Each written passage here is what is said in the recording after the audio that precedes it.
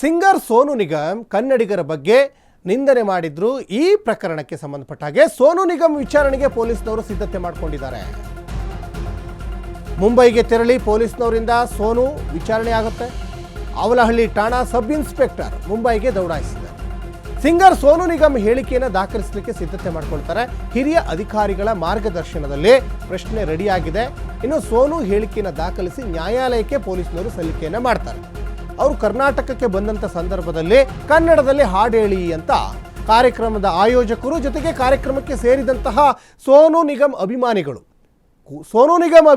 ಅನ್ನೋದಕ್ಕಿಂತ ಕನ್ನಡದ ಅಭಿಮಾನಿಗಳು ಒಂದು ಕನ್ನಡದಲ್ಲಿ ಹಾಡು ಹೇಳಿ ಅಂದಿದ್ರು. ಯಾಕಂದರೆ ಸೋನು ನಿಗಮ್ ಇವತ್ತು ಇಷ್ಟು ಎತ್ತರಕ್ಕೆ ಬೆಳೀಲಿಕ್ಕೆ ಬರೀ ಬಾಲಿವುಡ್ಡಿನಿಂದ ಮಾತ್ರ ಸಾಧ್ಯ ಆಗಿಲ್ಲ. ಕನ್ನಡದ ಅನೇಕ ಹಾಡುಗಳನ್ನು ಹೇಳಿದ್ದಾರೆ. ಕನ್ನಡಿಗರ ಒಂದು ಪ್ರೀತಿ ವಿಶ್ವಾಸದಿಂದ ಇವತ್ತು ಇಷ್ಟು ದೊಡ್ಡ ಮಟ್ಟದ ಹೆಸರನ್ನು ಮಾಡಿದ್ದಾರೆ.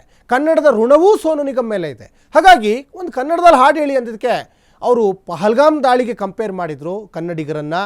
ಅದು ಎಲ್ಲೋ ಒಂದು ಕಡೆ ಆಕ್ರೋಶಕ್ಕೂ ಕೂಡ ಗುರಿಯಾದರು. ಆ ಕನ್ನಡ ಪರ ಹೋರಾಟಗಾರರೆಲ್ಲ ಬೀದಿಗಿಳಿದು ಹೋರಾಟ ಮಾಡಿದರು.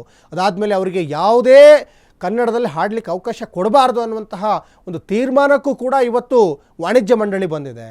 ಇನ್ನೊಂದು ಕಡೆ ಅವ್ರ ಮೇಲೆ FIR ಕೂಡ ದಾಖಲಾಯಿತು ಅವಲಹಳ್ಳಿಯಲ್ಲಿ. ಈಗ ಆ ಸಂಬಂಧವೇ ಇವತ್ತು ಅವಲಹಳ್ಳಿಯ ಇನ್ಸ್ಪೆಕ್ಟ್ರು ಮುಂಬೈಗೆ ತೆರಳುತ್ತಾರೆ. ಸೋನು ನಿಗಮ್ ಒಂದಿಷ್ಟು ಏನೇನೆಲ್ಲ ಹೇಳಿಕೆ ಕೊಡ್ತಾರೆ ಆ ಹೇಳಿಕೆಯನ್ನು ದಾಖಲಿಸ್ಕೊಂಡು ಮತ್ತೆ ಕೋರ್ಟಿಗೆ ಸಬ್ಮಿಟ್ ಮಾಡ್ತಾರೆ ಅನ್ನೋದು ಕೂಡ ಗೊತ್ತಾಗ್ತಿದೆ.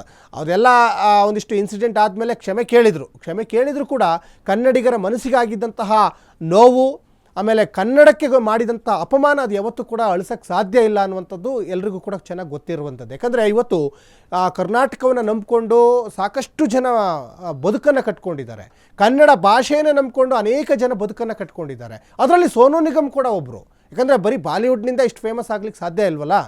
ಇವತ್ತು ಕನ್ನಡ ಸೇರಿದಂತೆ ಬೇರೆ ಬೇರೆ ಭಾಷೆಯಲ್ಲಿ ಕೂಡ ಹಾಡು ಹೇಳಿದ್ದಾರೆ ಸೋನು ನಿಗಮ್. ಒಂದು ಕನ್ನಡದಲ್ಲಿ ಹಾಡು ಹೇಳಿ ಅಂದ ತಕ್ಷಣ ಗರಂ ಆದರು. ಅಲ್ಲಿ ನೆರೆದಿದ್ದಂಥ ಜನರ ಮೇಲೇ ರೇಗಾಡಿದರು.